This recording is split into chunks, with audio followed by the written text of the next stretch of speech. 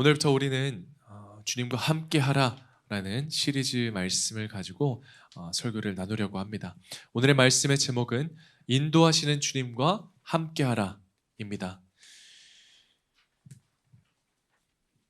우리는 누구나 고통을 겪습니다. 지금은 문제가 없을 것 같더라도 미래를 생각하면 두렵고 불안하고 감당할 수 없을 것 같은 문제 앞에 서기만 하면 우리는 마음이 무너질 때가 많습니다. 그런데 고통은 늘 개인적이죠. 모양도 크기도 제각각이지만 고통이 없는 인생은 없습니다. 그 누구도 예외는 없는 거죠. 그런데요, 이 고난의 한 가운데 있는 사람이면 사람일수록 자신의 상황을 너무나도 특별하게 생각하는 경향이 있곤 합니다. 누구도 자신의 고통을 이해하지 못한다고 생각을 하고 누구도 자신과 같은 상황을 경험한 적이 없다고 생각될 때가 있습니다. 그러다 보면 결국 도움받을 길도 닫혀버리게 돼요. 당신은 나랑 다르니까, 당신이니까 버틴 거지, 당신은 나처럼 아픈 적이 없지 않습니까? 이렇게 판단하면서 위로도 격려도 사람도 다 밀어냅니다. 심지어 성경 말씀을 봐도 은혜가 되지 않는 거예요. 왜? 내 경우는 너무 특별하니까 나는 내 상황은 말씀에 해당되지 않는다라고 생각을 하는 거죠. 하지만 여러분, 중요한 사실은요, 같은 상황도 누군가에게 있어서는 고통의 시간이 되지만 또 다른 누군가에게는 믿음의 시간이 될 수 있다는 것입니다. 그리고 그 차이는 상황 그 자체가 아니라 그 상황을 어떻게 해석하느냐에 달려 있습니다. 우리가 아이일 때는 안 되던 것이 어른이 되면 되는 게 있습니다. 아이일 때는 당근 하나 먹는 것이 그렇게 싫고 고통이지만 나이가 들어가면 들어갈수록 하나라도 더 먹으려고 몸의 건강을 위해서 우리가 그 고통을 감내하곤 합니다. 같은 상황이지만 받아들이는 자세가 달라지면요, 의미가 달라지는 거죠. 고통의 역치는, 고통을 감당할 수 있는 그 수준은 사람마다 다르다고 해요. 그래서 믿음의 사람은 고통이 없는 사람이 아니라 고통을 해석할 줄 아는 사람입니다. 한 걸음 더 나아가서 믿음의 사람은 고통을 이겨내는 사람이 아니라 그 고통 속에서도 하나님을 붙드는 사람입니다. 오늘 본문의 시인 역시 깊은 우울과 고통의 한복판에서 하나님께 부르짖고 있습니다. 우리와 너무나도 비슷한, 아니 어쩌면 오늘 성도님들이 겪고 있는 그 마음을 그대로 대변한 고백이 오늘 본문의 말씀일지도 모릅니다. 본문을 보면 이 시인이 어떤 일을 겪었는지는 자세하게 알 수는 없어요.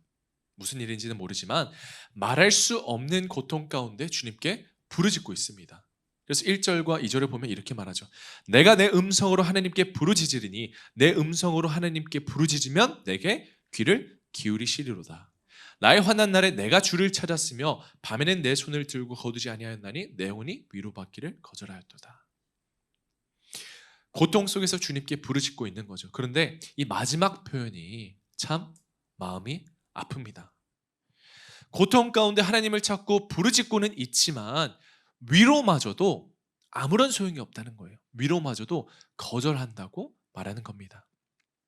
여러분, 우리도 그럴 때가 있죠.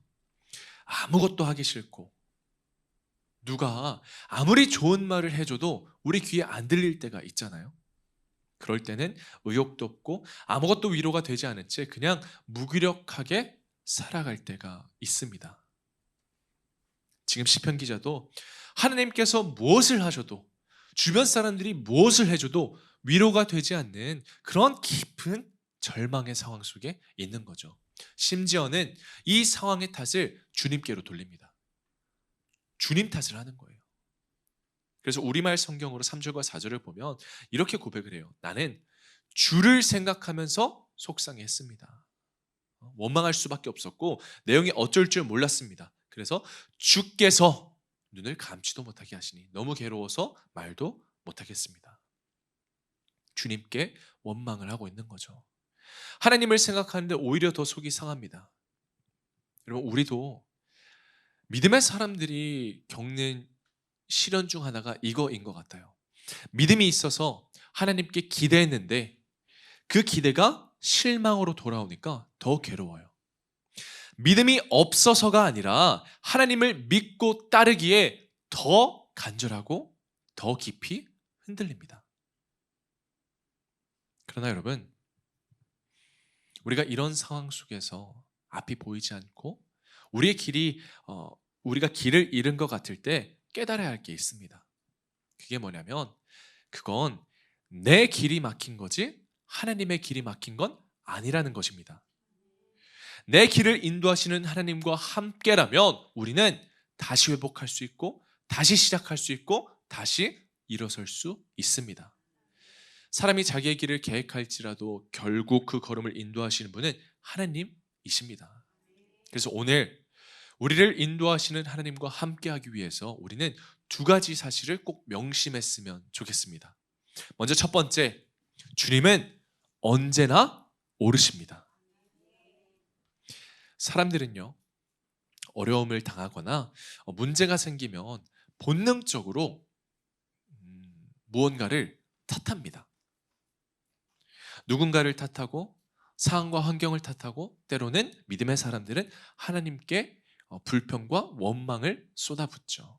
세상 사람들뿐만 아니라 믿음의 사람이라고 예외가 아니죠. 고난이 계속 길어지고 기도가 막히고 삶이 뜻대로 되지 않으면 우리 입에서도 이런 말이 나오잖아요. 하나님, 왜 제게 이런 일을 허락하셨습니까? 하나님, 도대체 제 기도에는 언제 응답하시려고 하십니까? 왜 저에게만 침묵하십니까? 그렇게 하나님을 원망하죠. 오늘 시편 기자도 바로 그 자리에 서 있는 거예요. 믿음과 현실 사이에서 갈등하며 하나님을 향한 질문을 던집니다. 근데 이 질문들이 굉장히 구체적이고 사실적이에요. 솔직합니다. 이렇게 말합니다. 주님이 영원히 버리실까? 다시는 은혜를 베풀지 않으실까? 그의 인자하심은 영원히 끝났는가? 그의 약속하심도 영구히 패했는가? 하나님이 그가 베푸실 은혜를 잊으셨는가? 노하심으로 그가 베푸실 긍휼을 그치셨는가? 여러분, 이 질문들은요, 어쩌면 신앙생활을 하는 우리들도 이 믿음과 현실 사이에서 이 간극에서 오는 괴리감 때문에 어쩌면 한 번쯤은 해봤을 그런 질문들입니다. 이런 생각이 들 때 입으로는 말하지는 않지만 기도를 멈추고 기대를 내려놓습니다. 겉으로는 예배하고 있지만 속으로는 마음속 깊은 곳에는 하나님을 향한 실망과 의심과 불평과 원망이 자리 잡고 있을지도 모릅니다. 그런데 오늘 우리가 읽은 이 시편 77편이 놀라운 이유는요, 이런 모든 감정에도 불구하고 이 시편 기자는 하나님을 떠나지 않았다는 것입니다. 주님 탓을 하고는 있지만, 주님께 원망을 하고 있고 주님께 모든 불평을 쏟아붓고는 있지만 믿음을 잃어버린 게 아니라 오히려 그 모든 감정을 하나님께 그대로 토해내고 있습니다. 오늘 이 시 자체가 바로 그 증거잖아요. 저는 여기서 하나님의 사람의 모습을 봤습니다. 무너진 마음과 속상함과 원망, 그런 모든 부정적인 감정마저도 그 모든 감정을 있는 그대로 가지고 하나님 앞에 내놓는 사람, 이것이 주님과 함께하는 사람의 모습입니다. 고통스러워도 원망스러워도 정리되지 않아도 그 마음을 하나님 앞에 가지고 나아오는 것, 그게 믿음이고 그게 주님과 동행하는 삶인 거죠. 여러분, 주님은요, 언제나 우리가 신실하고 담대한 모습으로만 나오시길 원하지 않습니다. 때로는 넘어져도 오히려 무너진 그대로, 때로는 불만과 불평과 원망이 있어도 그 마음 그대로 가지고 그 솔직한 감정 그대로 주님 앞에 나아오시길 원하십니다. 이게 바로 진짜 믿음이죠. 흔들려도 넘어져도 가슴 아파도 우리를 붙드는 손이 있기 때문에 끝까지 버텨내는 것. 그래서 오늘 15절에도 이렇게 고백합니다. 주의 팔로 속량하셨나이다. 시인은 이 주님의 크신 팔을 놓지 않았기 때문에 절망의 기도 속에서도 다시 한번 방향을 바꾸게 됩니다.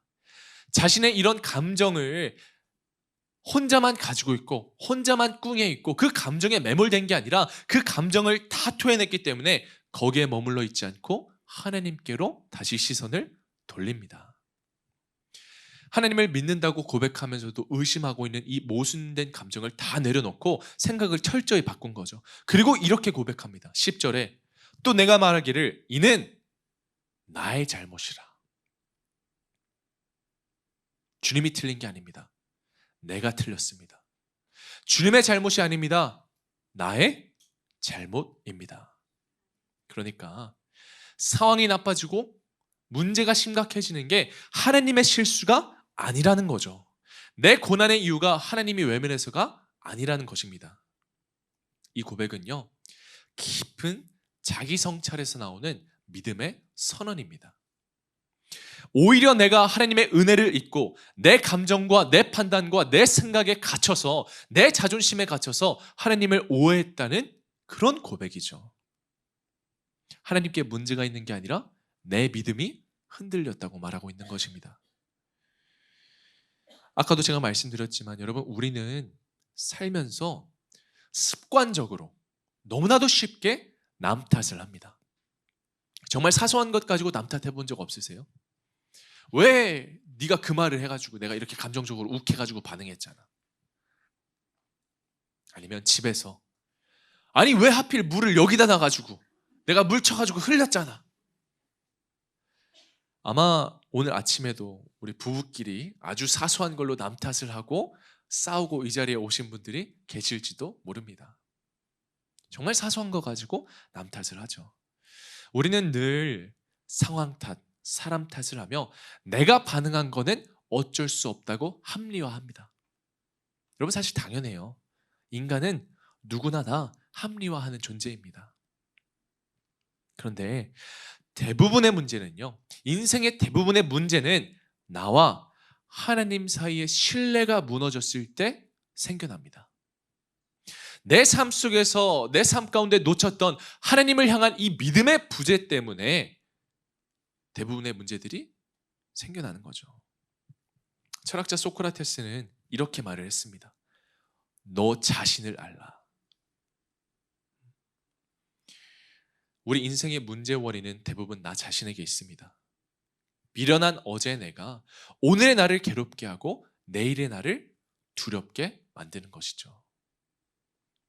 여러분, 우리는 나의 연약함을 인정하고 내 안의 이기심과 내 안의 교만과 내 안의 불신을 직면해야 합니다. 그리고 주님 앞에 다시 무릎 꿇어야 합니다. 그렇다고 여러분, 자책만 해서는 안 됩니다. 자책은 우리를 무너뜨리지만 성찰은 우리를 일으킵니다. 자책은 나는 왜 이 모양이지? 나는 진짜 더 잘할 수 없나? 자신을 탓하며 과거에 머물게 합니다. 그러나 성찰은요, 이제부터 달라져야겠다며 잘못된 내 모습을 반성하고 이제부터 달라져야겠다며 하나님께로 다시 방향을 설정합니다. 그래서 시편 기자도 이렇게 고백을 해요. 11절에 곧 여호와의 일들을 기억하며 주께서 옛적에 행하신 기이한 일들을 기억하리이다. 여기서 말하는 기억하다, 기억하겠다라는 것은 단순히 옛 추억에, 옛 은혜에 잠기겠다는 말이 아닙니다. 다시 한번 하나님의 신실하심을 내 마음에 새기겠다는 믿음의 결단입니다. 여러분, 우리가 계속해서 주일 동안 민수기 말씀으로 묵상했잖아요. 그동안 우리가 봐왔던 하나님은 어떤 하나님이셨습니까? 출애굽의 이 홍해 앞에서 바다를 가르시고 길을 내신 분입니다. 광야에서 만나와 메추라기를 보내신 분이고 갈 곳 없이 방향이 없을 때 구름 기둥과 불 기둥으로 이스라엘 백성들을 인도하신 분이 바로 하나님이십니다. 그리고 그 하나님께서 지금도 동일하게 나의 하나님 되십니다. 어제 은혜가 있었다고 해서요, 그게 오늘 끊기는 게 아니에요. 오늘 내가 느끼지 못해도 하나님은 일하고 계셨고 지금도 일하고 계십니다. 저는 저와 여러분들이 이런 믿음을 가지고 보이지 않아도 하나님의 일하심을 신뢰하며 끝까지 버티며 끝까지 믿음으로 살아가는 여러분들이 되시기를 예수님의 이름으로 축원합니다. 혹시 우리 성도님들께서는 커피 좋아하세요? 커피? 저도 커피를 굉장히 좋아하는데요, 입맛도 좀 까다롭습니다. 사실 저는 제가 사역을 시작하기 전까지는 커피를 단 한 번도 안 마셨어요. 이렇게 쓴 거를 왜 마시냐, 누구는 이게 인생의 맛이다 이러면서 즐기는데 저는 인생이 이렇게 쓰다고 생각한 적이 없거든요. 근데 사역을 시작하고 나니까 이 카페인이 없이는 이 몸이 힘들어서 할 수가 없더라고요. 이 사실 여러분, 이 카페인이요, 몸을 힘내게 하는 게 아닌 거 아시죠? 이 뇌를 잠깐 속여가지고 이 각성 상태로 만드는 게 이 커피에 들어있는 그 카페인의 역할이에요. 그래서 사역을 하다가 좀 일이 고되니까 제 몸을 속이지 않으면 안 되겠더라고요. 그래서 제가 그때부터 커피를 마시기 시작했습니다. 커피를 마시게 되니까 커피 맛이 또 궁금해지고, 또 이 커피에는 드립 세계가 있더라고요. 굉장히 심오하고 깊은 세계입니다. 저도 다 알지는 못하는데 이 드립 커피의 세계에 조금씩 들어가게 됐어요. 그런데 그러다가 신기한 걸 알게 됐는데요, 여러분, 이 커피 원두는 똑같은데 내리는 사람의 손에 따라서 맛이 완전히 달라지는 거 아세요? 저는 안 믿었거든요. 그냥 다 거기서 거기지. 근데 이 물의 온도와 물을 내리는 그 속도와 이 원두를 가는 시간과 굵기와 이 추출 시간, 이 모든 것을 다 영향을 받더라고요. 다 똑같은 원두인데도 그걸 어떻게 다루냐에 따라서 쓴맛이 나기도 하고 산미향이 있는 맛이 나기도 하고 단맛이 나기도 합니다. 이런 생각을 해봤어요. 하나님은 어제 하나님이 오늘의 하나님이고 오늘의 하나님이 내일의 하나님이십니다. 동일하신 분이세요. 그런데 왜 어떤 날에는 하나님의 그 크신 사랑이 달게만 느껴지고 또 어떤 날에는 쓰게 느껴질까? 생각해보니 그건 하나님이 변하신 게 아니라 내가 하나님을 대하는 내 온도와 자세가 달라졌기 때문이더라고요. 하나님은 똑같이 신실하신 하나님이신데 내 믿음의 온도가 달라졌을 때 그분의 사랑과 인도하심이 다르게 느껴지는 겁니다. 결국 문제는 원두가 아니라 내 태도였던 거죠. 사랑하는 우리 성도 여러분, 상황은 어려워집니다. 현실은 막막합니다. 그럴 때마다 우리는 종종 하나님이 변하신 것처럼 느끼죠. 그런데 하나님이 변한 게 아니라 내 믿음이 변한 거예요. 하나님은 한 번도 나를 버리신 적이 없고 내가 흔들릴 때도 묵묵히 나를 기다리십니다. 그러니 여러분들이 아무리 괴롭고 답답한 현실을 직면해도 절대 잊지 않으셨으면 좋겠습니다. 하나님의 사랑과 은혜는 여전히 유효합니다. 지금도 변함없이 나를 위해 일하시며 끝까지 함께 하십니다. 주님은 틀리지 않으십니다. 항상 오르셨고 지금도 오르십니다. 그러니 여러분들이 흔들릴 때마다 상황이 흔들리고 환경이 흔들리고 현실이 흔들리고 믿음이 흔들릴 때마다 하나님이 변했는지 아니면 내 믿음이 변했는지를 먼저 생각하시기 바랍니다. 상황의 개선이나 문제 해결을 구하기 전에 내 믿음부터 바꾸시고 내 생각과 관점을 바꾸면 바라보는 시각과 해석이 달라질 줄 믿습니다. 결국 주님이 오르시다는 이 시편 기자의 고백이 여러분의 고백이 될 것입니다. 그래서 이 기자도 12절에 이렇게 간증을 해요. 또 주의 모든 일을 작은 소리로 읊조리며 주의 행사를 낮은 소리로 되뇌리이다. 주님은 언제나 옳으시다는 고백은 다시 하나님을 붙드는 믿음의 언어가 됩니다. 우리 인생을 다시 살리는 언어가 됩니다. 그러니 삶이 흔들리고 기도가 막힐 때 상황을 바꾸기보다 여러분의 믿음을 바꾸시고요. 여러분의 태도를 바꾸시고요. 여러분의 자세를 바꾸시길 바랍니다. 그리고 그 주님과 함께 하시길 바랍니다. 주님은 우리를 잘못된 길로 이끄신 적도 내버려 두신 적도 없습니다. 지금도 선한 목자 되시는 그 주님께 여러분의 인생을 맡겨드리고 그 주님과 함께 하시기를 예수님의 이름으로 축원합니다. 우리가 인도하시는 주님과 함께하기 위한 그 두 번째, 주님은 위대한 능력이라는 것을 잊어선 안 됩니다. 주님은 뭐라고요? 주님은 위대한 능력이다. 믿음이 새로워지면 이제 우리 앞에 있는 문제를 바라보는 우리의 눈이 달라집니다. 그래서 시편 기자는 더 이상 현실만 바라보고 있지 않습니다. 자신의 연약함에 빠져 절망하지도 않습니다. 그는 이제 눈을 들어서 위대한 능력이신 주님을 바라봅니다. 우리 13절과 14절 우리 같이 한번 읽어볼게요. 시작. 하나님이여 주의 이름은 극히 거룩하시오니 하나님과 같이 위대하신 신이 누구리까? 주는 기이한 일을 행하신 하나님이시라. 민족들 중에 주의 능력을 알시고. 아멘. 그렇습니다. 주님은 우리가 상상할 수도 없는 기이한 일을 행하시는 위대한 능력이십니다.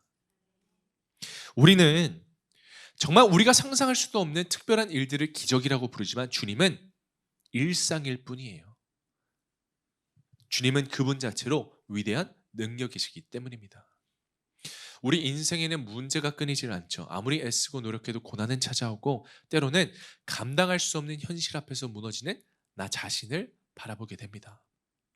그런데 그때 나를 바라보면 낙심밖에 없어요. 나의 능력과 나의 경험과 나의 지혜는 한계가 분명하기 때문입니다. 언제나 부족하고 언제나 흔들릴 거예요. 그러나 바로 그 자리에서 여러분들이 믿음의 눈을 들어서 위대한 능력이신 하나님을 바라본다면 바로 그 자리가 우리를 위한 하나님의 능력이 시작되는 자리가 될 것입니다. 우리는 할 수 없어도 주님은 하실 수 있고요. 우리는 길을 몰라도 주님이 우리의 길 되십니다. 그래서 지금 우리에게 필요한 거는 억지로 하기 싫은데 억지로 버텨내는 인내가 아니라 주님의 능력을 구하는 이 무릎 꿇는 겸손이 필요합니다. 여러분 센 척할 필요도 없고요. 괜찮은 척할 필요도 없고요. 넘어질 것 같으면 세상이 아니라 주님 품으로 넘어지세요. 자존심을 꺾고 주님 앞에 엎드리시기 바랍니다. 그 자리에 하나님의 기이한 능력이 반드시 임할 것입니다. 그리고 우리가 이 위대한 능력이신 주님을 경험하는 가장 확실한 방법이 있어요. 그게 뭐냐? 바로 기도입니다. 기도. 예레미야 33장 3절에 이렇게 말하죠. 너는 내게 부르짖으라. 내가 내게 응답하겠고 내가 알지 못하는 크고 은밀한 일을 내게 보이리라. 여러분 기도는요. 단순히 내 감정만 쏟아내는 시간이 아닙니다. 기도는 나의 한계를 넘어서 하나님의 가능성을 보는 시간입니다. 기도를 하면 우리가 미처 알지 못했던 크고 은밀한 일마저도 주님께서 보여주신다는 거예요. 기이한 일을 보여주신다는 거예요. 그래서 우리 인생에 찾아오는 이 고통의 시간이 우리가 기도를 한다면 오히려 기도를 통해서 하나님의 길을 발견하는 시간이 될 수도 있습니다. 사랑하는 우리 덕금 가족 여러분, 우리는 우리가 알지 못하는 영적 전쟁 한복판에 서 있습니다. 사탄은 끊임없이 우리의 생각을 흐리고요, 혼란스럽게 합니다. 말씀보다 감정으로, 믿음보다 상처로 반응하게 만들고 하나님을 신뢰하지 못하게 합니다. 그래서 우리는 더더욱 주님께 기도해야 되는 거예요. 기도는 우리의 영적 시력을 회복시키는 통로입니다. 흐려졌던 하나님의 말씀이 다시 또렷하게 보이고 들리고 흔들렸던 믿음의 방향이 주님께로 다시 재설정됩니다. 무엇보다 기도는요, 하나님이 원하시는 길에, 하나님이 보여주시는 길에 나를 순종시키는 훈련입니다. 내가 가고 싶은 길이 아니라 하나님의 뜻과 하나님의 방향과 하나님이 보여주신 길에 내가 순종하는 것입니다. 출애굽기 14장에는요. 이 홍해 앞에 선 모세와 백성들의 이야기가 기록되어 있습니다.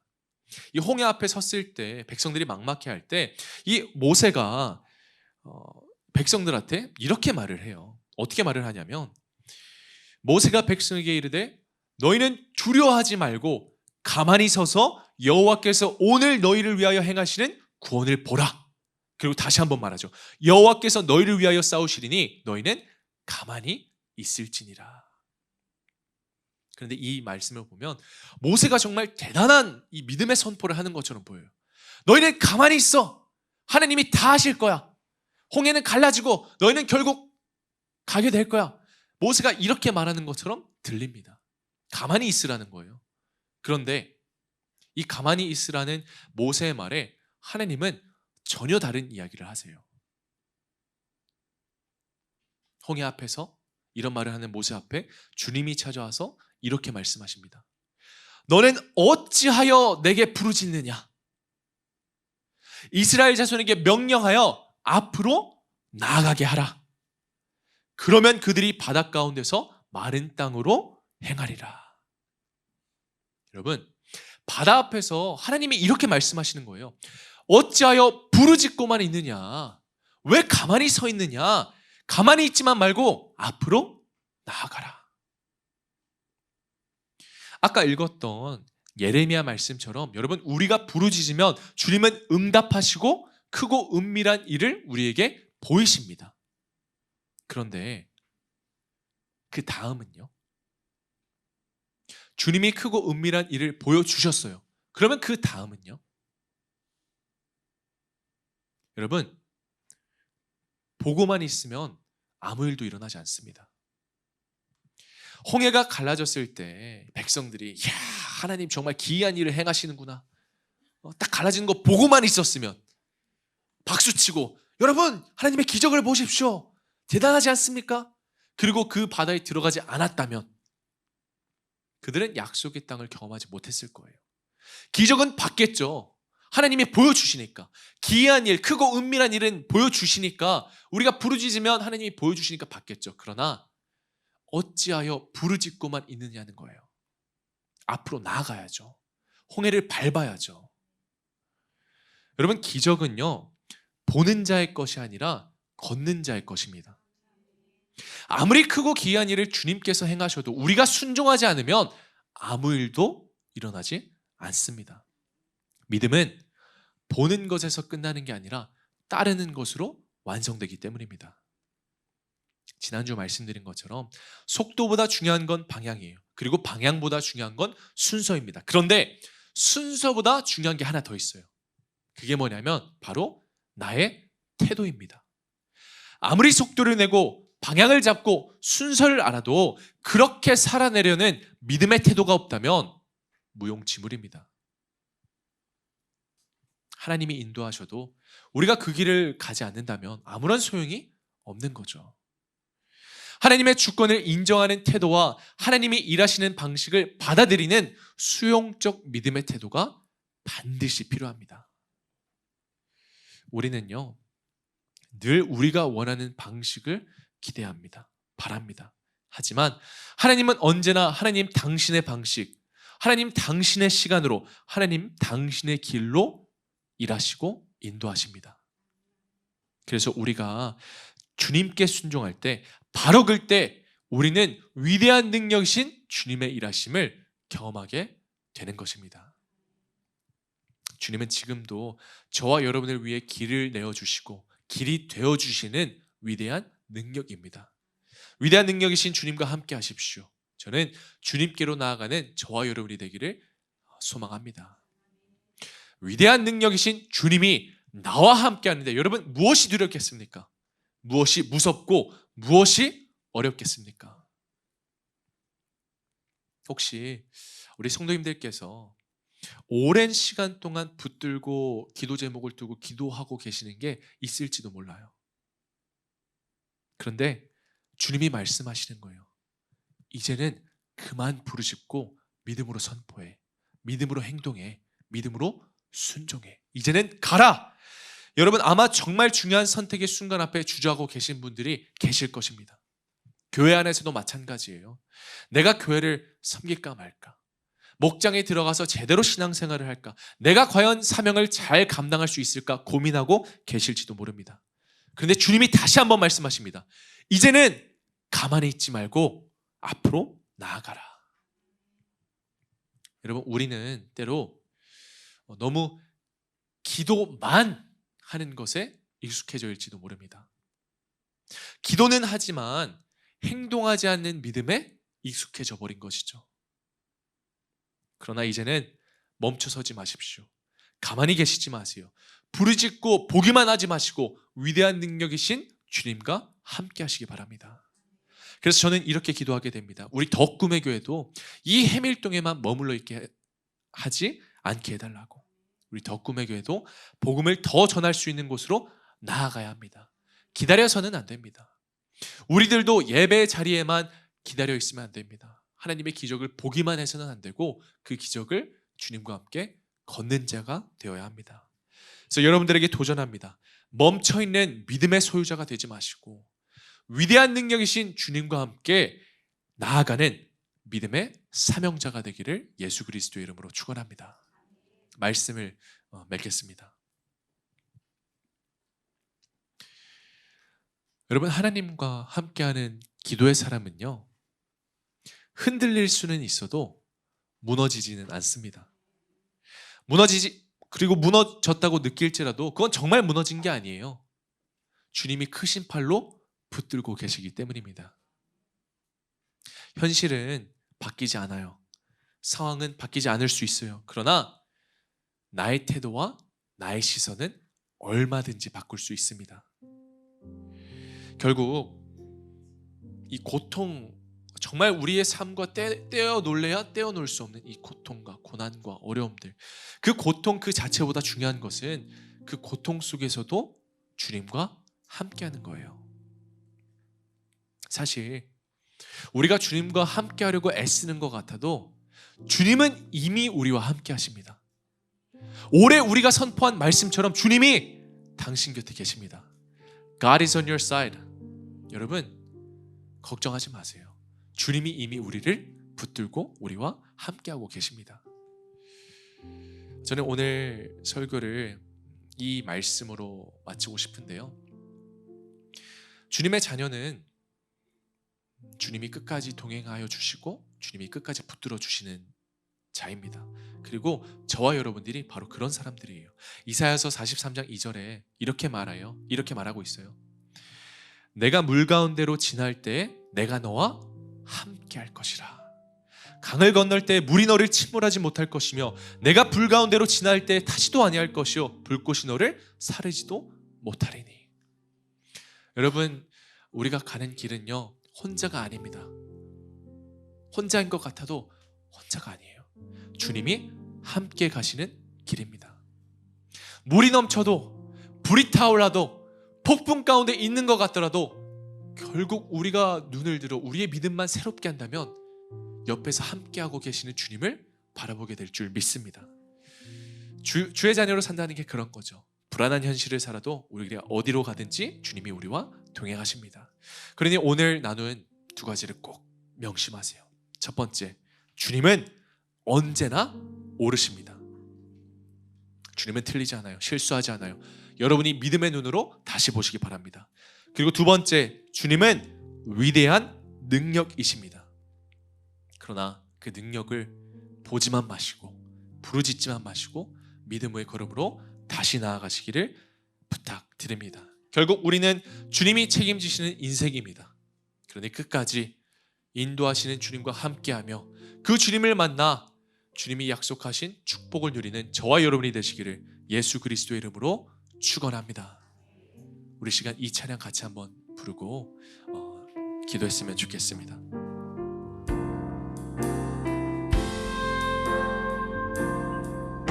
주의 자녀로 산다는 것은 불 가운데로 걸어가는 것, 그 속에서 신실하게 날 지키시는 그 손길을 경험하는 것. 주의 자녀로 산다는 것은, 주의 자녀로 산다는 것은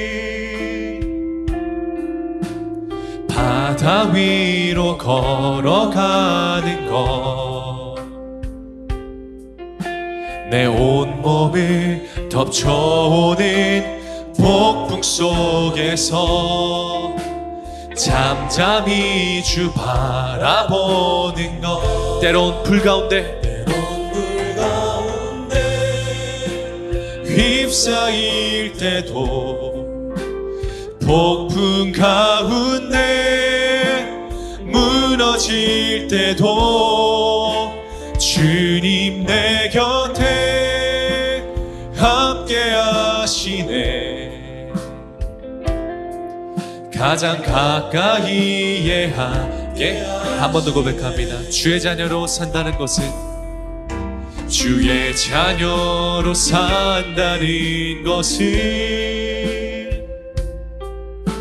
나도 그들을 용납하는 것,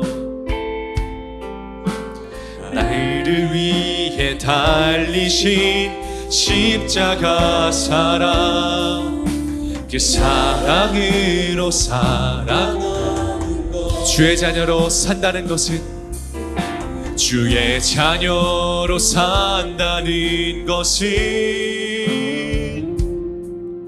주님과 함께 동행하는 것, 주께서 지신 십자가 기꺼이 지고 주와 함께 우리가 이렇게 고백합시다. 때론 불 가운데 휩싸일 때도, 폭풍 가운데 무너질 때도 주님 내 곁에 함께 하시네. 가장 가까이. 우리 믿음으로 한 번 더 고백합니다. 때론 불 가운데 휩싸일 때도 우리는 혼자가 아니라 주님이 함께 하십니다. 무너질 때도 주님 내 곁에 함께 하시네. 가장 가까이에 함께 하시네.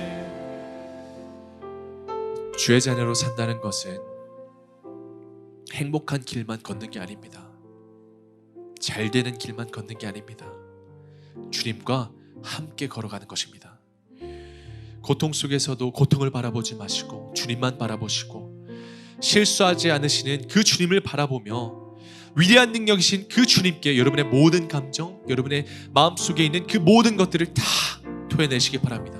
결국 주님이 크신 팔로 우리를 붙들어 주시고 우리와 함께 하시고 그 어떤 상황에서도 우리를 붙들어 주시니, 우리 이 시간 그 주님 앞에 우리 간절한 믿음을 가지고 우리 기도로 함께 나아가시겠습니다. 기도합니다.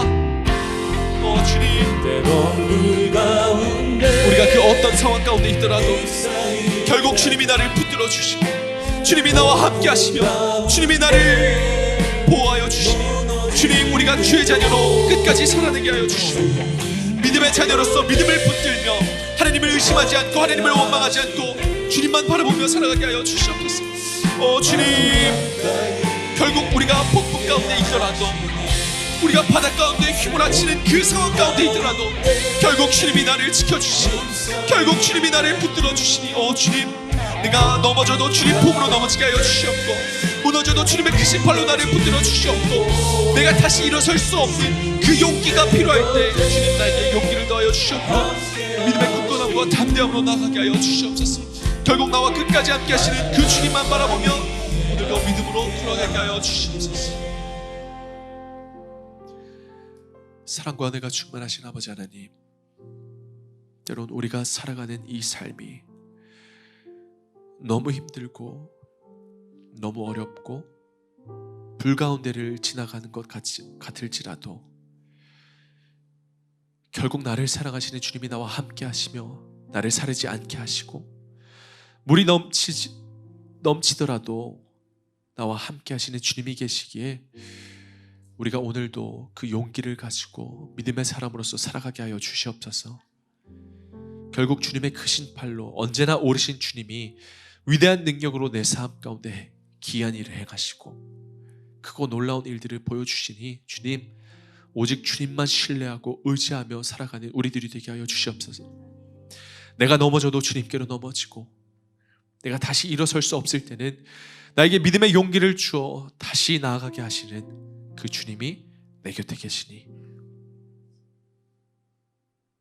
주님과 끝까지 동행하며 주님만 의지하고 살아가는 그런 믿음의 사람이 다 되게 하여 주시옵소서. 감사드리며 이 모든 말씀 살아계신 예수 그리스도의 이름으로 기도합니다. 아멘.